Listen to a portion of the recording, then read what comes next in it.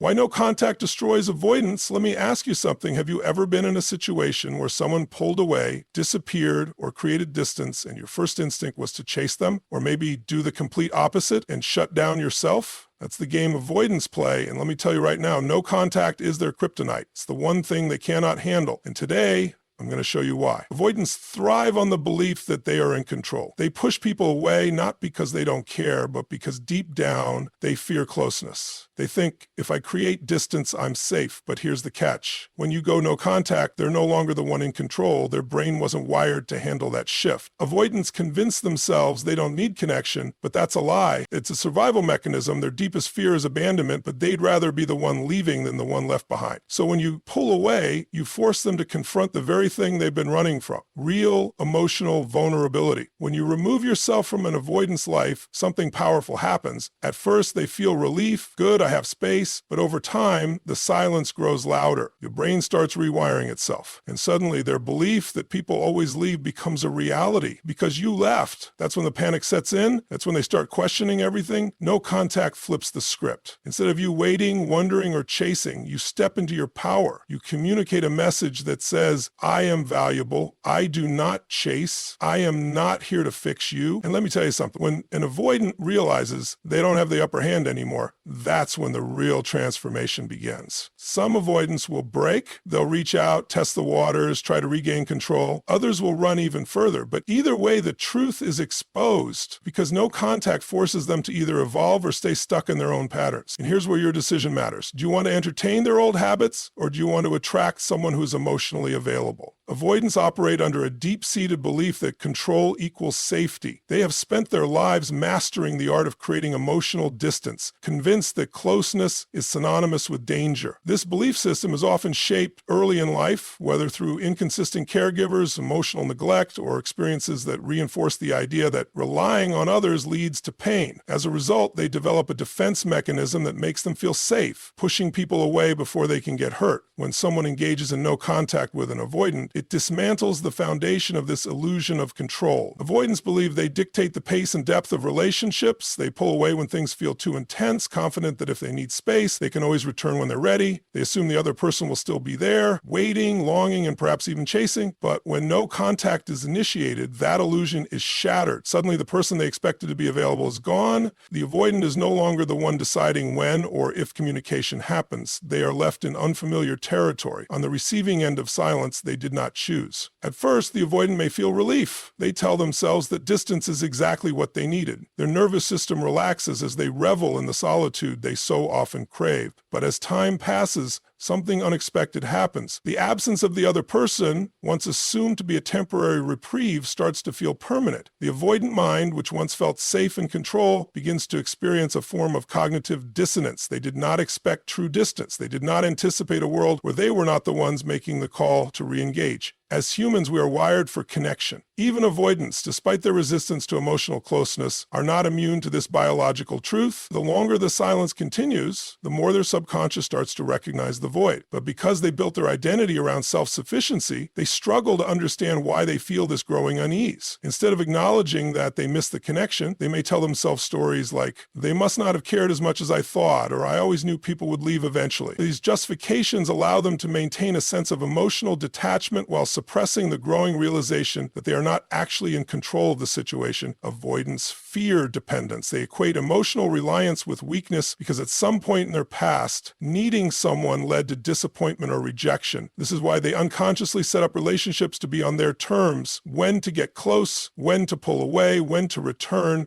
But when no contact is initiated, this dynamic collapses. Suddenly, they are no longer in the driver's seat. The person they assumed would be waiting has walked away, and the avoidant is left questioning what went wrong. In many cases, avoidants respond to this loss of control with withdrawal. They double down on their defense mechanisms, convincing themselves that they never truly needed the relationship in the first place. They may distract themselves with work, hobbies, or even new connections that offer surface-level interaction without emotional depth. But beneath the surface, the impact of no contact lingers. Unlike in previous situations where they controlled the narrative, this time they are forced to sit with uncertainty. The one thing they never anticipated, The other person moving on without them becomes their reality. As time passes, the avoidant may begin to experience something they are not used to, regret. It often sneaks in slowly, disguised as curiosity or frustration. They may wonder why the other person never reached out. They may check social media, expecting to find clues that they are still wanted. And when they see that life has continued without them, it triggers an uncomfortable truth. Maybe they were not as in control as they thought.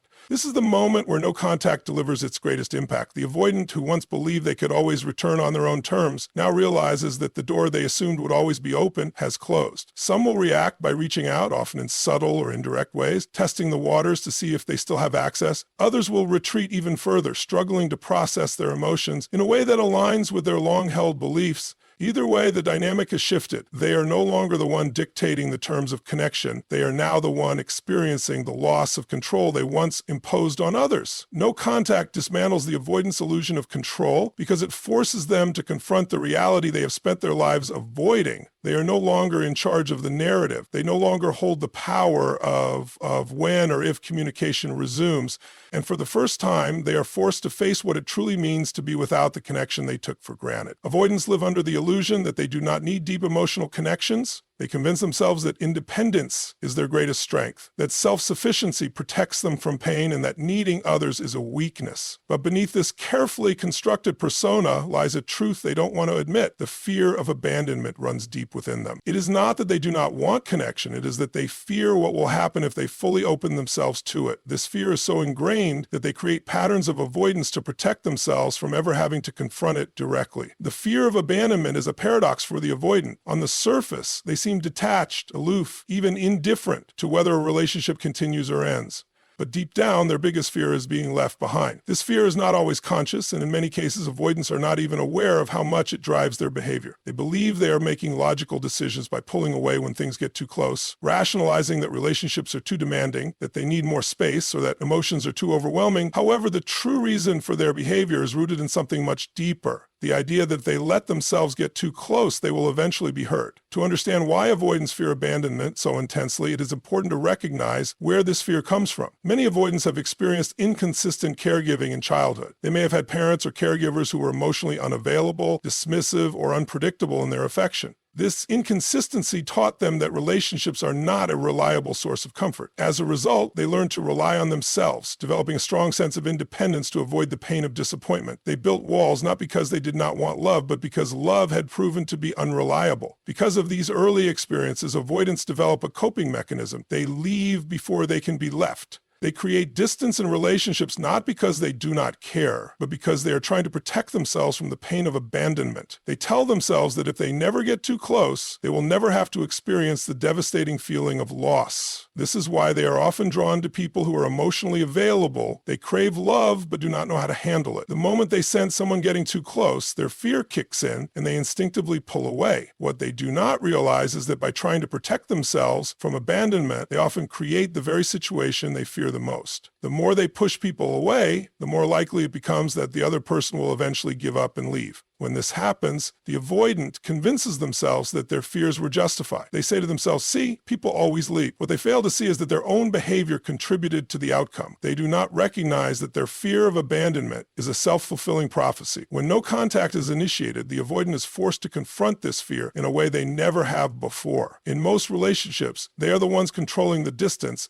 They create space when they need it, and they expect that the other person will be there when they decide to return, but no contact disrupts this pattern. It takes away their ability to dictate the pace of the relationship. Suddenly they are faced with real abandonment, not the hypothetical fear they have been running from, but actual separation. At first, the avoidant may feel relief. They might tell themselves that they needed the space, that this is exactly what they wanted, but over time, something shifts. The absence of the other person begins to feel real. The silence becomes deafening, and for the first time, they experience abandonment in a way they cannot control. This is when the fear they have suppressed for so long rises to the surface. Without the distraction of a relationship dynamic they can manipulate, avoidants are left alone with their thoughts. They begin to question whether they made the right decision. They start to wonder why the other person has not reached out. The longer the silence continues, the more they are forced to confront their own emotions. For someone who has spent a lifetime avoiding feelings, this can be incredibly uncomfortable. It forces forces them to acknowledge the very thing they have been trying to escape, that they do in fact need connection. In some cases, this realization can trigger panic.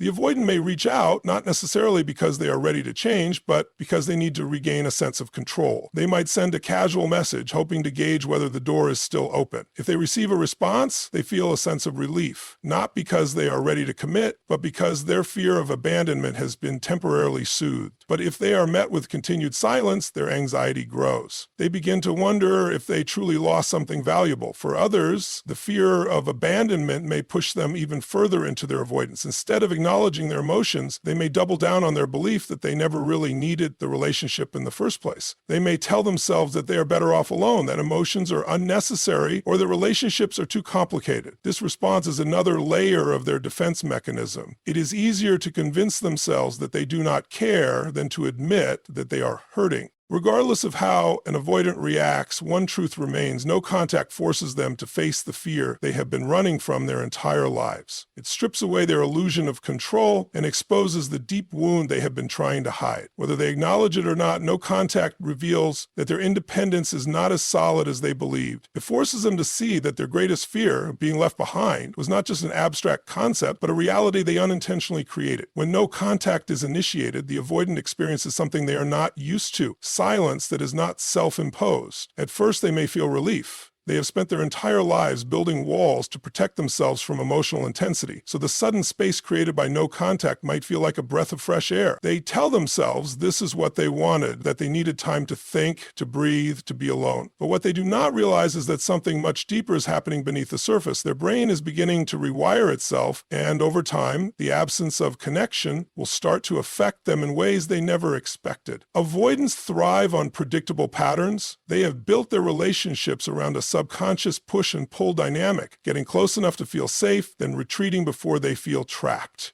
This cycle gives them a sense of control, allowing them to keep others at arm's length while still maintaining a level of connection. They have become so accustomed to this dynamic that they assume it will always be there, but when no contact is introduced, that pattern is broken. The usual back and forth is gone. The safety net of knowing they can return whenever they choose is suddenly removed. This disruption forces their brain to process emotions in a way it never has before. At first, the avoidant rationalizes the silence. They tell themselves that the other person must be upset, that they just need space, or that they will reach out eventually. But as days turn into weeks, the reality begins to sink in. This time is different. This time, the silence is not a temporary pause, it is a true absence. And that absence begins to feel unfamiliar, even unsettling. The human brain is wired for connection. Even though avoidants have spent years suppressing their need for deep emotional intimacy, they are not immune to this fundamental truth. When no contact stretches on, their brain starts to recognize the void that has been left behind.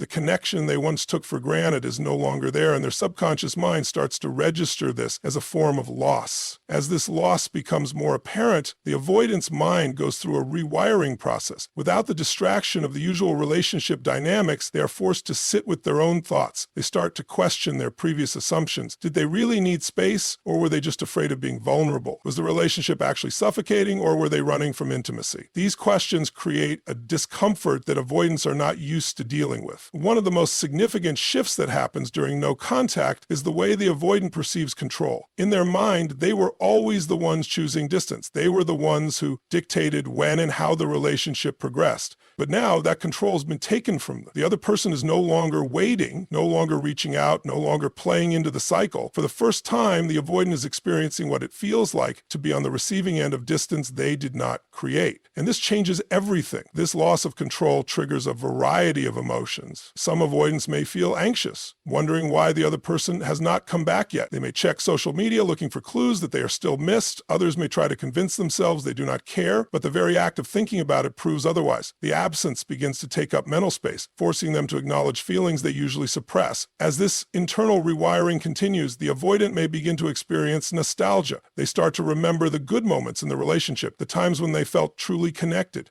Without the immediate pressure of emotional closeness, they can reflect on these moments without feeling overwhelmed, and for the first time, they may start to realize that their fear of intimacy caused them to push away something valuable. This is the turning point. Some avoidants, when faced with these realizations, will attempt to reconnect. They may reach out casually, testing the waters to see if the door is still open. If they receive a response, they feel reassured that they still have control and their anxiety subsides. But if they are met with continued silence, the rewiring process intensifies. They are forced to confront the reality that their actions have real consequences, that pushing someone away too many times can result in them never coming back. For others, this rewiring process will lead to deeper introspection.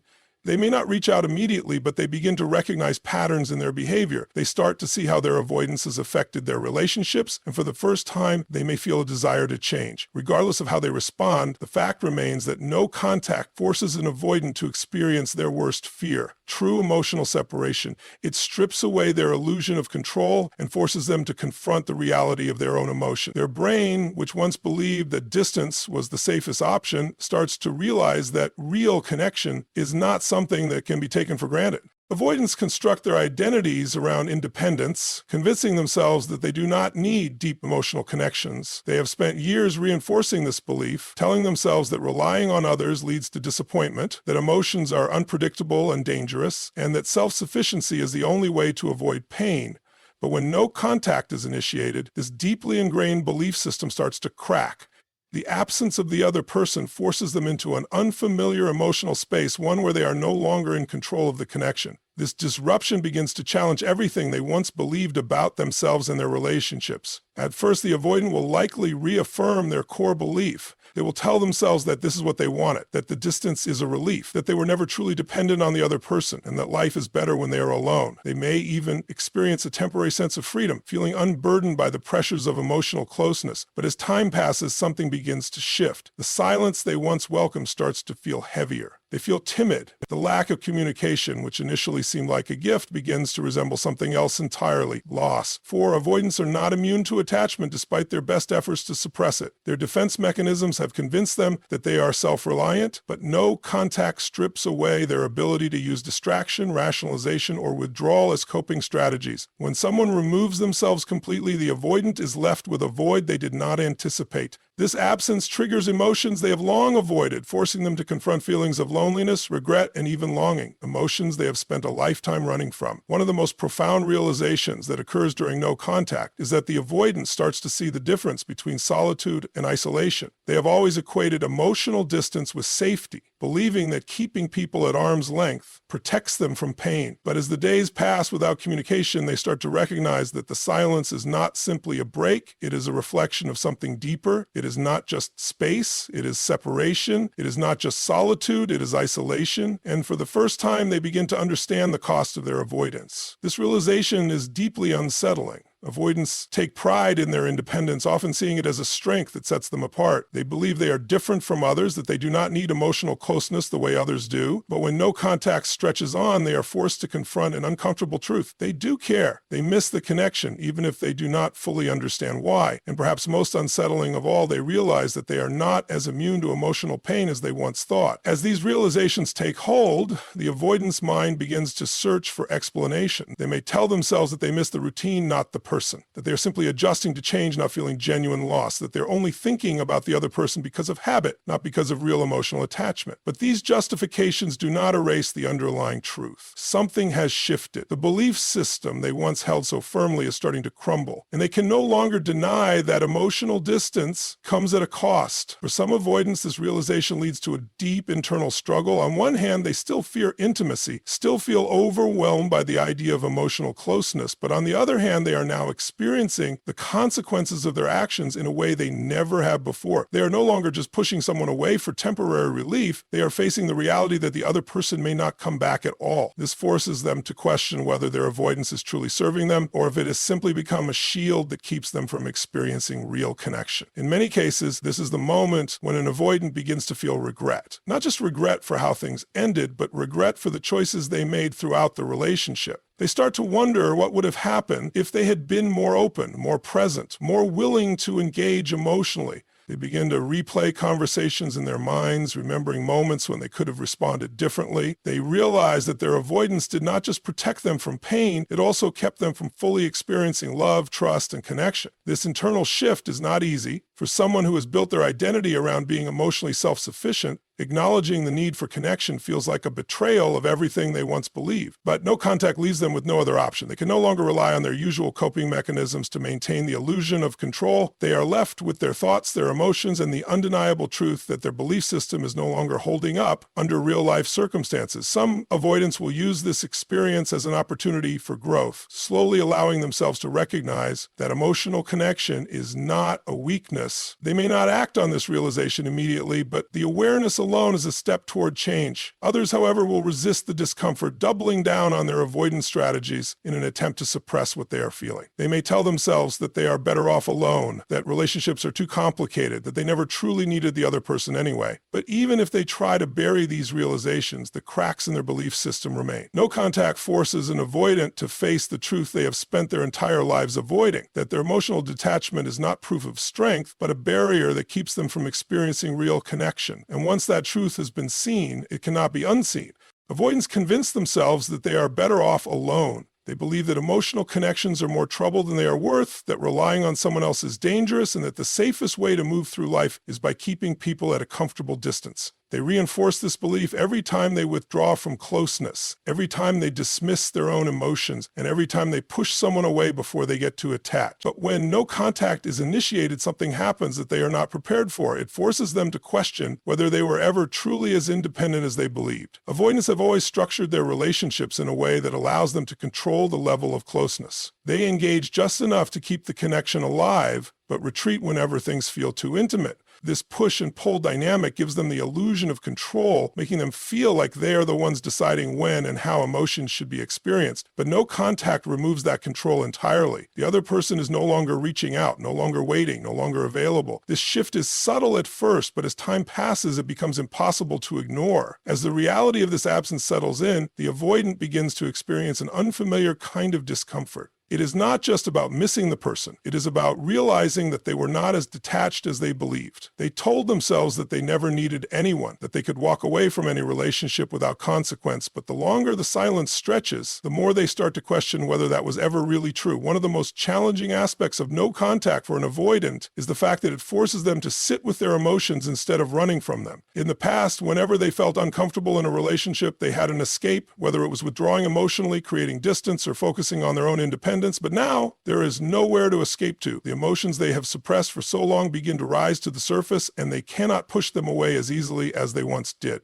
For many avoidants, this internal struggle manifests as restlessness. They might distract themselves with work, hobbies, or socializing, trying to fill the space left by the relationship. They may tell themselves that they are simply moving on, that they are unaffected. But no matter how busy they keep themselves, moments of stillness always bring them back to the same realization: something is missing. This is when avoidants start to recognize the contradiction in their thinking. They have spent their lives believing that independence is their greatest strength, that emotional detachment is a form of self-protection. But if that were truly the case, why does the silence feel so heavy? Why do they find themselves thinking about the person they pushed away? Why does the absence feel like a loss rather than the freedom they expected? The longer no contact continues, the more undeniable this truth becomes. The avoidant is forced to confront the fact that they are not immune to attachment, that their self-sufficiency was always, at least in part, an illusion. They begin to realize that while they may have kept people at a distance, they still relied on them in ways they never admitted. The presence of that person, even if it was managed through careful boundaries and withdrawal, still provided a sense of connection, one they took for granted until it was gone. This realization can be deeply unsettling. Avoidants pride themselves on being independent, on not needing others the way they assume others need them. But no contact forces them to see that they are just as human as everyone else, that they too crave connection, even if they have spent years convincing themselves otherwise. At this stage, avoidants react in different ways. Some may try to reestablish control by reaching out, testing the waters to see if the other person is still there. If they receive a response, it soothes their anxiety, allowing them to slip back into familiar patterns. But if they are met with continued silence, their discomfort only grows. They are now faced with the possibility that their belief in self-sufficiency has cost them something real. Others may not reach out at all, but internally they struggle with the awareness that no contact has forced upon them. They may double down on their belief that relationships are too complicated, that emotions are too overwhelming, and that they are better off alone. But no matter how much they try to convince themselves, the realization lingers. Independence is not the same as emotional fulfillment. No contact exposes a truth that avoidants have spent their lives avoiding, that emotional distance is not the same as emotional strength. It forces them to recognize that their self-imposed isolation does not protect them from pain. It only delays it. And once they see this truth, they cannot unsee it. When an avoidant is faced with no contact, they initially experience a sense of control. They believe they have successfully distanced themselves, that they have escaped the emotional weight of the relationship, and that they are finally free from the expectations that made them feel suffocated. They tell themselves this is what they wanted, that they function better alone, that they are simply not built for deep emotional entanglements. But as time passes, something unexpected begins to happen. The silence they once welcomed starts to feel unfamiliar, even unsettling. And for the first time, they are confronted with an undeniable truth. No contact is not just about space, it is about consequences. Avoidants spend their lives believing they can always return when they are ready. They operate under the assumption that those who care about them will always be there, waiting, ready to welcome them back the moment they decide to re-engage. This belief allows them to pull away without fear, to retreat into their solitude whenever emotions feel too overwhelming, knowing they can reconnect on their own terms. But when no contact is initiated, this illusion is shattered. Suddenly, they are not the ones controlling the distance, someone else is. And for the first time, they are forced to consider the possibility that they have lost something they may never get back. At first, the avoidant rationalizes the situation. They tell themselves the other person is just being dramatic, that they will reach out eventually. They convince themselves they have nothing to worry about, that this is just another temporary separation like all the others. But as the days stretch into weeks, a new thought begins to creep in. What if this time is different? What if the other person is truly gone? What if they miscalculated and the door they assumed would always be open has now closed for good? This realization triggers a response they are not prepared for. Avoidants are not used to experiencing loss in this way. They have spent their lives believing that emotional detachment is a form of protection, that keeping people at a distance is a way to prevent pain, but no contact introduces a new kind of pain, one they have no defense against. It is not the pain of suffocation or emotional overwhelm. It is the pain of absence, of finality, of realizing that they push someone away one too many times. As this awareness sets in, the avoidant begins to experience something they rarely allowed themselves to feel: regret. They start replaying moments in their mind, remembering times when they could have responded differently. They think about the times they dismissed the other person's needs, the moments when they shut down instead of opening up. They realize that their instinct to withdraw was not just an act of self-preservation, it was a pattern of self-sabotage. This regret does not hit all at once. It creeps in slowly, in unexpected moments. They might hear a song that reminds them of the relationship, or visit a place they once went together and suddenly feel a pang of something unfamiliar. They might scroll through old messages, convincing themselves they are just reminiscing, only to find themselves lingering on the words longer than they expected. They start to wonder what would have happened if they had just stayed, if they had just tried a little harder. For some avoidants, this is the moment when they reach out. They send a casual message, testing the waters, hoping for a response that will reassure them that the connection is still there. If they receive a reply, they feel a temporary sense of relief, believing they still have an open door. But if they are met with silence, or worse, a response that is distant and indifferent, they are forced to confront a reality they never considered, that they waited too long. Others may not reach out at all, but internally they are struggling with the weight of what no contact has revealed to them. They start to recognize that their avoidance has not been a strategy for happiness, but a defense mechanism born out of fear. They see how their reluctance to engage emotionally has cost them something real, something meaningful, and for the first time they are forced to acknowledge that their avoidance does not just affect others, it affects them too. No contact forces an avoidant to sit with the consequences of their actions. It strips away the illusion that they can always return when they are ready, that their emotional distance comes without a price. It forces them to see that relationships are not static, that people do not wait forever, and that love is not something that can be picked up and put down at will. At the core of every avoidance struggle is the illusion of control, the belief that they can keep people at arm's length and still have them when they decide they're ready. But life doesn't work that way. Relationships are not one-sided contracts where one person dictates the rhythm of closeness and distance. Love, trust, and connection require participation. They require presence. And they require the willingness to show up even when it feels uncomfortable. No contact shatters the avoidant's greatest illusion, that they can leave and return without consequence. It forces them to see that their actions have an impact, that emotional withdrawal is not a sign of strength, but a defense mechanism rooted in fear. It reveals that distance does not eliminate attachment, and that pushing someone away one too many times may lead to a reality where they are no longer there to come back to. Growth begins the moment an avoidant realizes that emotional security does not come from isolation. It comes from learning to navigate connection in a way that is both healthy and sustainable. It comes from understanding that vulnerability is not weakness, that love is not a trap, and that true strength is found in the willingness to engage, even when it feels uncertain. For those who recognize this, no contact can be a turning point. It can be the wake-up call that forces them to break the cycle, to challenge their own patterns, and to step into relationships with greater awareness and intention. But for those who resist, it becomes another layer of regret, a missed opportunity to experience what they have spent their lives avoiding, real, lasting connection. If you've resonated with any part of this, know this: it is never too late to change. It is never too late to choose growth over fear, presence over withdrawal, and love over isolation. The first step is awareness. The next step is action. Because in the end, the only thing worse than the discomfort of facing your emotions is the regret of realizing you let something meaningful slip away. Thank you for your time, for your presence, and for your willingness to engage with these ideas. Growth is not easy, change is not comfortable, but if you're willing to do the work, the rewards are immeasurable. Keep pushing forward, keep challenging your own patterns, and never forget that the quality of your connections shapes the quality of your life. Thank you.